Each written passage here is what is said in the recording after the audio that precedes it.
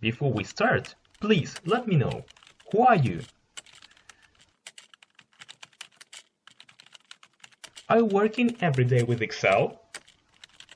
Are you working with large raw data, getting lots of KPIs and reports?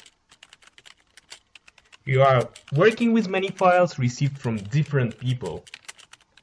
You are struggling to have accurate values in all your reports. And you are struggling to extend your Excel expertise every day. If it's all true, then circular reference is a tool you have to know.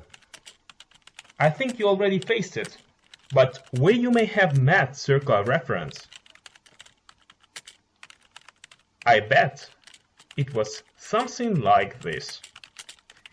You was working long hours, preparing another report for tomorrow's immediate meeting. You have done a lot of calculations throughout your reports based on different files from other people. You are doing it best, getting out to the shape, and then you're just decided to add up some formula. And in a moment of a sudden you received an error telling you that your file contains circular reference. You think it's a problem? But what if I tell you that you can use circular reference in your everyday work? What if I tell you that you can easily avoid circular reference in your Excel files?